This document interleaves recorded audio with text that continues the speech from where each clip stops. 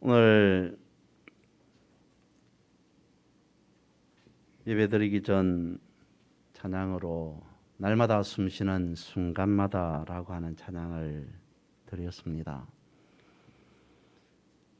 3절 가사에 보면 살아가면서 인생 가운데 어려운 순간, 위기, 고난, 환난이 닥쳤을 때 주님의 약속 생각해 본다라는 가사가 있어요.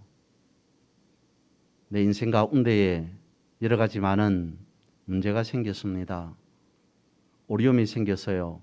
그때 우리는 어려움을 생각하는 것이 아니라, 문제를 생각하는 것이 아니라 주님의 약속을 생각한다라고 찬양으로 고백드리지 않았습니까? 그 약속이 어떤 약속이었냐면 그 뒤에 드렸던 찬양이 하나님은 우리를 지키시는 자라는 찬송을 드렸습니다.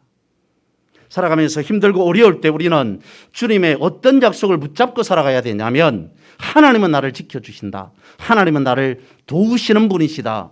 하나님은 나와 우리와 함께 하시는 분이시다 라고 하는 이 약속, 이것을 우리가 입술로만 고백하고 찬양할 것이 아니라 장로님이 기도하신 것처럼 삶 가운데 고백할 수 있어야 되는 것이죠.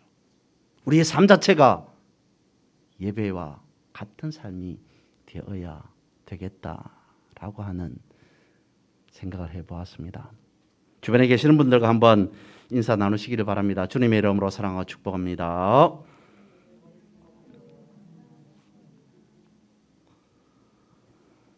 오늘은 광복절입니다.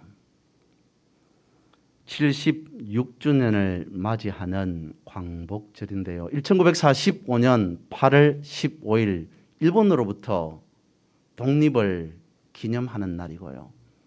그리고 1948년 8월 15일 대한민국 정부가 수립되었다는 것을 기념하는 날이 바로 광복절이죠. 광복이라고 하는 것은 우리가 빼앗겼던 땅과 주권을 회복한다는 말의 의미가 광복입니다. 광복이라고 하는 단어를 보면 말 그대로 빛을 다시 찾았다는 거잖아요. 어둠 속에 있었던 우리가 어둠을 물리치고 빛을 다시 회복하였다, 빛을 되찾았다는 것이 광복 아닙니까? 그런 의미에서 믿는 성도인 우리가 생각해보는 광복이라고 하는 단어 자체가 유의미하다라고 생각해 봅니다. 주님께서 우리를 보고 빛이라 말씀하셨기 때문이죠. 그러면서 이렇게 말씀을 하셨습니다. 내 속의 빛이 어둡지 아니한가 보라 라고 말씀을 하셨어요. 우리를 빛이라 말씀하시고 내 속의 빛이 어둡지 아니한가 보라 라고 하는 말을 돌이켜 생각해 보면 광복하라 라고 하는 말 아니겠습니까? 일어나 빛을 발하라 라고 하는 말이 되는 거죠. 옛날 사람들은 시간을 빛에 비유하기를 좋아했던 것 같습니다. 이런 말이 있죠. 일촌광음 불가경이라고 하는 말이 있습니다. 오늘 본문에 등장하는 말씀이기도 합니다. 시간을 아껴라, 세월을 아껴라 라고 하는 거죠. 중국의 주의가 한 말인데요. 소년 1호 항난성 일촌광음 불가경이라고 이야기를 했답니다. 아이는 늙기 쉽고 학문은 완성하기 어려우니 일촌광음 불가경, 시간을 아끼고 세월을 아껴 쓰라라고 하는 말을 했다는 거죠. 우리 인생은 그렇게 길지 않은 인생입니다. 길지 않은 인생을 우리가 어떻게 지혜롭게 살아가야 될까라고 하는 것을 고민해 보지 않을 수 없다는 겁니다. 여러분, 지혜로운 삶이란 어떤 것이겠습니까? 오늘 본문을 기준으로 놓고 보면 지혜로운 삶은 세월을 아끼는 삶이라는 거죠. 아끼기 위해서는 기준이 필요합니다. 여러분, 여러분의 인생의 기준은 무엇입니까? 주님께서 말씀하셨습니다. 내가 곧 길이요 진리요 생명이니 나로 말미암지 않고는 이라고 말씀을 하셨어요. 주님이 말씀하시기를 나는 길과 진리와 생명된다 라고 말씀하시면서 그 뒤에 내가 곧 길이요 진리요 생명이니 나로 말미암지 않고는, 다르게 표현하면 나를 따르지 않고는, 또 다르게 표현해보면 나를 기준 삼지 않고는 이라고 하는 말씀 아니겠습니까? 내가 곧 길이요 진리요 생명인데 나를 기준 삼지 않고 살아가서는 안 된다라고 주님은 우리에게 가르쳐 주고 있습니다. 그러므로 성도인 우리의 인생의 기준은 주님이 되는 거죠. 세상에 기준이 없으면 모호해집니다. 혼란해지죠. 세상에 기준이 없으면 혼탁해지기 십상입니다. 그래서 세상에는 도덕이라고 하는 기준이 있잖아요. 오늘 우리에게는 말씀이라고 하는 기준이 있지 않습니까? 오늘 본문의 말씀은 그리스도인인 우리가 어떤 기준을 가지고 살아야 되는지를 잘 가르쳐주고 있습니다.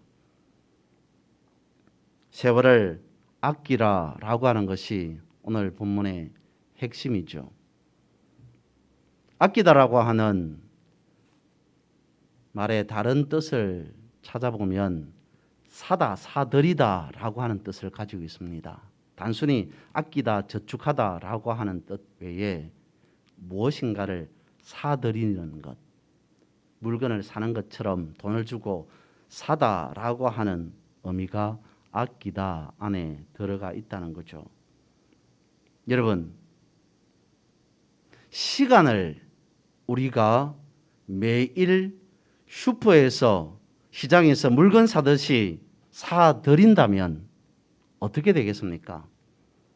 시간을 매일 돈을 주고 사서 쓰는 것이라면 모든 사람들이 시간을 아끼고 아끼지 않겠습니까? 오늘 본문에서는 세월을 아끼라라고 하는 말씀의 이유가 때가 악하기 때문이다라고 말씀을 하고 있습니다. 세월을 아끼라, 때가 악하니라라고 말씀을 하고 있습니다. 포네로스라고 하는 이 악하다라고 하는 말의 뜻을 또 보면요, 나쁜 상태에 있다는 거죠. 병든 상태를 의미하고 있습니다. 악하다라고 하는 말 외에 나쁜 혹은 병든이라고 하는 뜻을 가지고 있는데, 어떤 나쁜, 어떤 병든이라고 말하냐면, 뜻을 가지고 있냐면, 도덕적으로 나쁜 상태, 도덕적으로 병든 상태, 정치적으로 나쁜 상태, 정치적으로 병든 상태에 있는 것을 오늘 우리가 가진 본문에서는 악하다라고 말하고 있습니다. 도덕적으로 나쁘고 정치적으로 나쁘다라고 하는 것은 말 그대로 악한 상태라고 하는 것 아니겠습니까? 말 그대로 말씀대로 악한 때라고 하는 뜻 아니겠습니까? 그러면 이렇게 생각해 볼 수 있습니다. 악한 세상 속에서 살아갈지라도 그럼에도 불구하고 세상을 아끼고 아끼며 살아가야 된다라고 하는 말씀으로요. 어떻게 해요? 마치 시간을, 세월을, 인생을 돈을 주고 사는 것처럼 아끼면서 살아야 된다라고 하는 의미로 다가오게 되죠. 이 말씀을 보면서 저는 또다시 마태복음 25장의 달란트 비유를 생각해 보았습니다.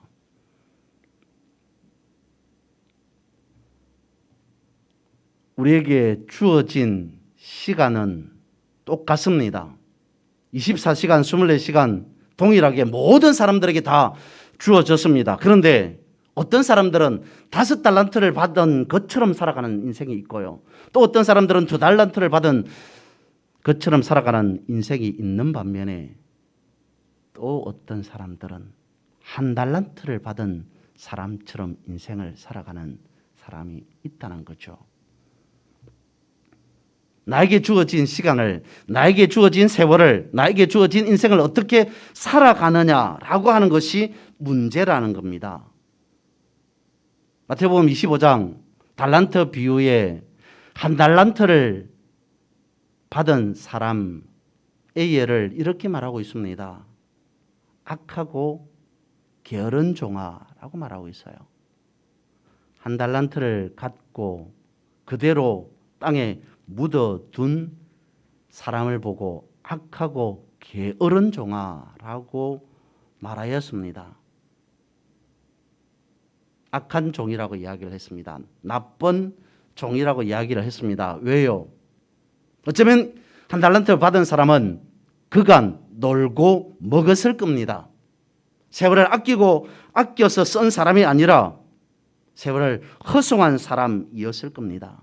그렇기 때문에 악하고 게으른 종아라고 하는 말을 들을 수밖에 없지 않았을까요? 세월을 아끼기 위해서는 우리 인생에 기준이 있어야 됩니다. 그 기준을 오늘 본문 17절에서는 그렇게 말씀을 하고 있습니다. 그러므로 어리석은 자가 되지 말고 오직 주의 뜻이 무엇인가 이해하라 라고 말씀을 하고 있습니다. 세월을 아껴 쓰는 지혜로운 삶을 살기 위한 기준을 오늘 본문에서는 이렇게 말씀을 하고 있어요. 오직 주의 뜻이 무엇인가를 이해하면서 살아가라 라고 말씀을 하고 있습니다. 주의 뜻이 무엇입니까, 여러분? 말씀 아니겠습니까? 말씀이 무엇이라고 이야기를 하는가라고 하는 것을 이해하고 살아야 된다는 거죠. 길 대신 주님이 말씀하십니다. 나는 알파와 오메가다 라고 말씀을 하고 있어요. 나는 시작과 끝이다 라고 말씀을 하고 있습니다.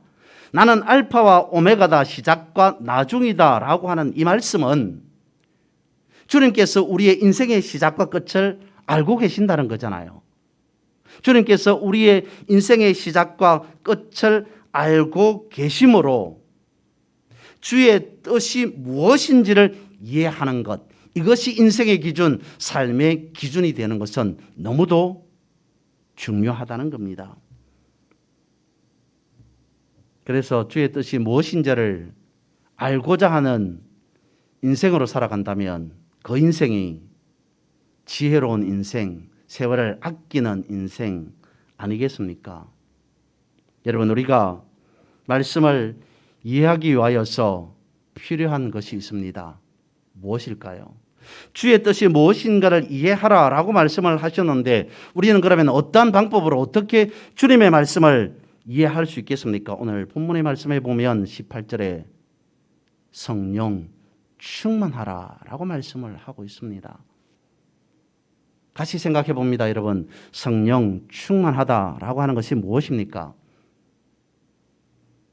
예수 그리스도로 우리가 충만한 상태, 예수 그리스도께서 말씀하신 그 말씀으로 충만한 상태, 성령 충만하다라고 하는 것은 우리 안에 예수 그리스도가 계시다는 거죠. 성령 충만하다라고 하는 것은 우리 안에 말씀이 풍성하게 채워진 상태 아니겠습니까? 그런데 세월을 아끼지 않는 사람들은요, 세월을 아끼지 않는 미련한 사람들은 성령 충만 대신 무엇을 채우고 살아간다고 이야기를 하고 있습니까? 오늘 본문에서는 술로 그 예를 표시하고 있습니다. 다만 술뿐이겠습니까? 돈이 그 자리를 대신할 수 있습니다. 성공이 그 자리를 대신할 수 있습니다. 출세가 그 자리를 대신할 수 있습니다. 돈을 벌어서 성공하고 출세하였다는 것이 세월을 아끼는 지혜로운 삶이라고 과연 볼 수 있겠습니까? 그래서 우리는 이것을 생각해 볼 수 있어야 하는 것이죠. 그리스도인이 집중해야 하는 가치 있는 삶이 무엇인가 오늘 본문에서는 세 가지로 이렇게 말씀을 하고 있습니다. 먼저 19절에 보면 시와 찬송과 신령한 노래가 있는 삶이라고 말씀을 하고 있고요. 그 다음에 20절에 범사의 주의 이름으로 살며 감사하는 삶이라고 말씀을 하고 있습니다. 세 번째 21절에 그리스도를 경외하며 피차 복종하는 삶이라고 말씀을 하고 있습니다. 주의 뜻이 무엇인가를 분별하고 이해하라라고 말씀을 하시면서 성령 충만하라, 성령 충만한 삶을 살아가라라고 말씀을 하면서 우리에게 여기에 포커스를 맞추도록 말씀을 하고 있습니다. 19절, 20절, 21절이라는 거죠. 여러분, 시와 찬송과 신령한 노래라고 하는 것은 무엇이겠습니까? 말씀이겠죠. 말씀입니다. 우리가 어떤 기준을 세우고 살아가느냐라고 하는 것을 다시 한번 우리에게 집중하도록 오늘 본문에서는 가르쳐 주고 있는데요. 내가 예수 그리스도를 기준 삼고 살아간다면 당연히 성령 충만한 삶이 될 겁니다. 말씀 충만한 삶이 되는 겁니다. 그러면 입에서 나오는 말이 어떤 말이겠습니까? 찬송이요, 신령한 노래 아니겠습니까? 말씀이 내 안에 풍성히 거하면, 말씀이 내 속에 있으면 입으로 나오는 것은 범사의 모든 삶 가운데에서 예수 그리스도의 이름이 저절로 나오게 될 겁니다. 하나님 감사합니다 라고 하는 말이 나오게 될 겁니다. 그러면 주를 경외하는 삶이 될 수밖에 없지 않습니까? 주의 뜻인 말씀을 마음에 품고 성령 충만한 사람이 하는 말은 무엇이겠습니까? 주여 라고 하는 말로부터 시작하여서 감사합니다, 아멘, 믿습니다, 할렐루야 라고 하는 이 말 아니겠습니까? 왜 그렇습니까? 그의 심령에 그리스도의 흔적이 새겨져 있기 때문이죠. 그의 심령에 그리스도가 내재해 있기 때문입니다. 인생 가운데의 기준을 그리스도로 정했기 때문에 그럴 수밖에 없다는 거죠. 여러분, 세상 가운데 살아가는 삶이 녹록지 않다는 것은 익히 우리가 다 알고 있습니다. 여러 가지 어렵고 힘든 일 가운데에 살아가면서 생각하는 것은 이 어려움과 고난과 힘든 것이 빨리 지나갔으면 좋겠다라고 하는 생각 아니겠습니까? 괴로운 일들이, 어려운 일들이 빨리 지나가고 나에게, 우리에게 행복이 찾아왔으면 좋겠다, 평화가 찾아왔으면 좋겠다, 안식이 찾아왔으면 좋겠다라고 기대하는 것 아니겠습니까? 그런데 여러분, 지금이 힘들고 어렵다면 가장 감사하고 기뻐해야 됩니다. 지난 주일 창조에 대해서 말씀을 드리면서 우리가 기억해야 할 것은 이것이다 라고 말씀을 드린 게 구분이었습니다. 하나님은 우주 만물을 창조하시면서 모든 것을, 만물을 구분하셨다. 낮과 밤을 구분하셨고 사람을 남자와 여자로 구분하셨다라고 말씀을 드렸습니다. 그런데 여러분, 하나님은 천지 창조를 하면서 구분만 해 놓으셨습니까? 아닙니다. 구분하셨다라고 하는 그 말 속에는 조화라고 하는 것이 들어가 있잖아요. 하나님은 낮과 밤을 단지 구분만 하신 것이 아니라 낮과 밤을 조화롭게 하셨습니다. 남과 여를 구분만 하신 것이 아니라 남과 여를 조화롭게 하셨습니다. 다시 생각해 보십시오. 지금 현재 우리가 어렵고 힘든 가운데 있다, 곤란한 가운데 있다, 고난 가운데 있다라고 하는 것은 하나님께서 나에게 어렵고 힘들고 고난을 주셨다면 그 다음에 무엇을 주신다는 약속이겠습니까? 평화와 안식을 주신다는 약속 아니겠습니까? 왜요? 하나님은 밤만 어둠만 창조하지 않았습니다. 빛과 낮도 지으셨습니다. 어둠만 있는 세상은, 밤만 있는 세상은 없습니다. 밤이 있다는 것은 그 다음에 바로 이어서 아침이 오고 낮이 있다는 겁니다.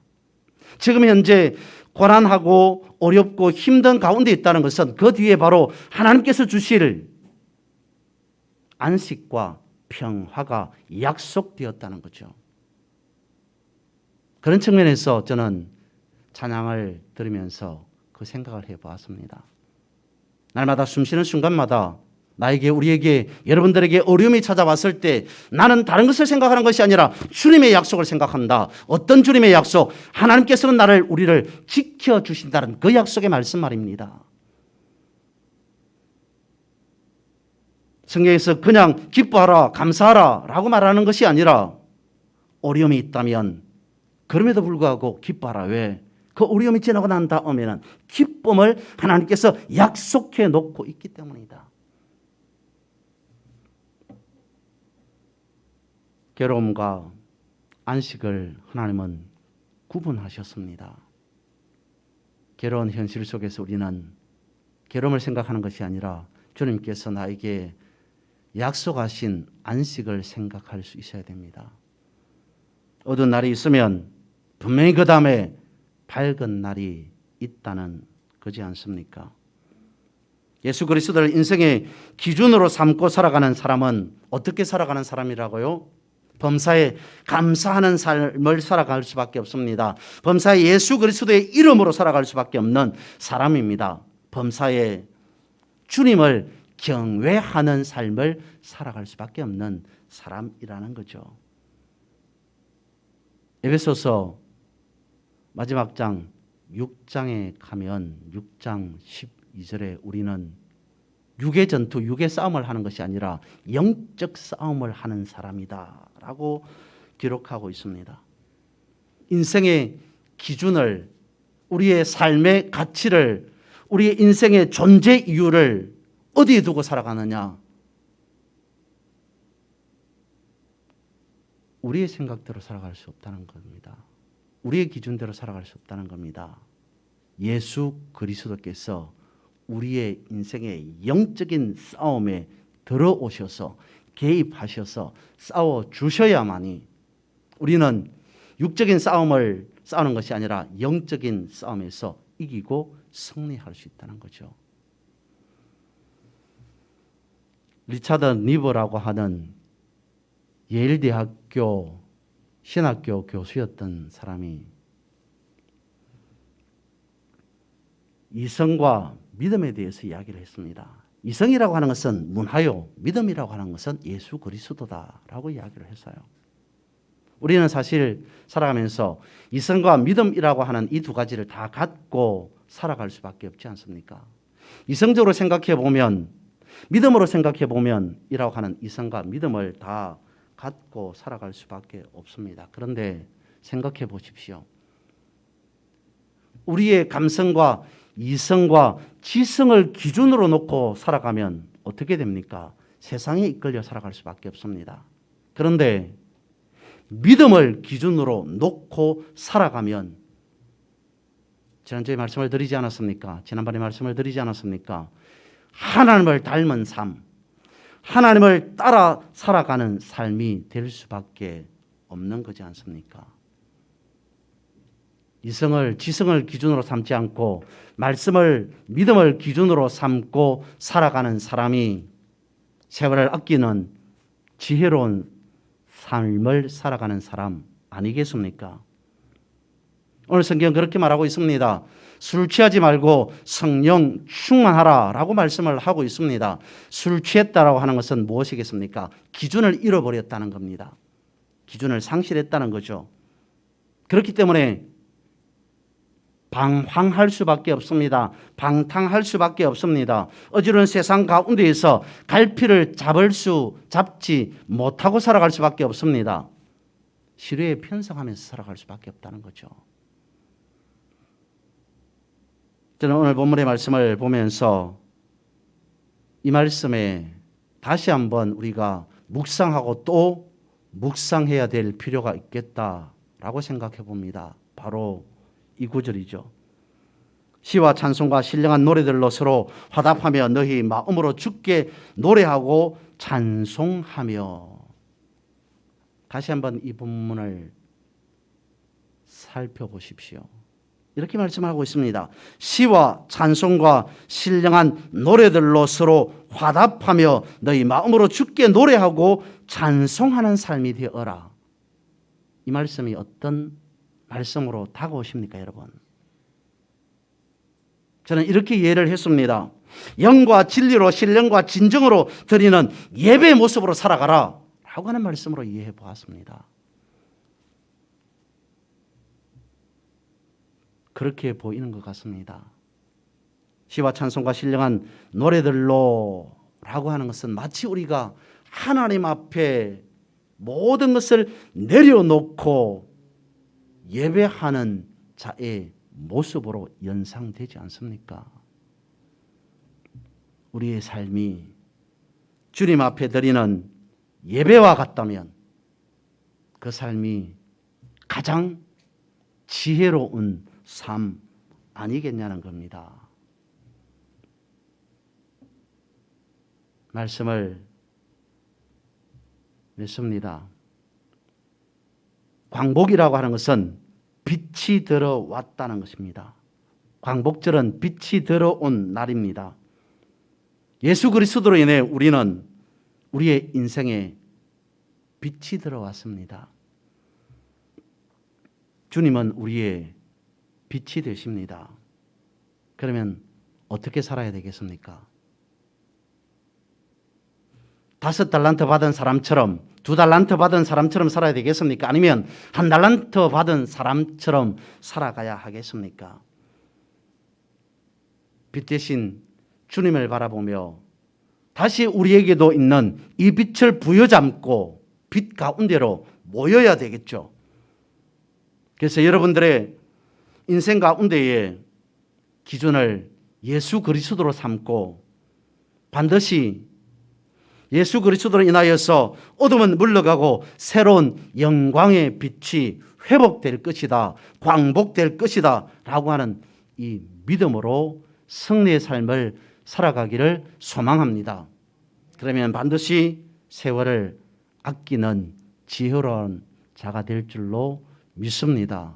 기도드리겠습니다. 그리고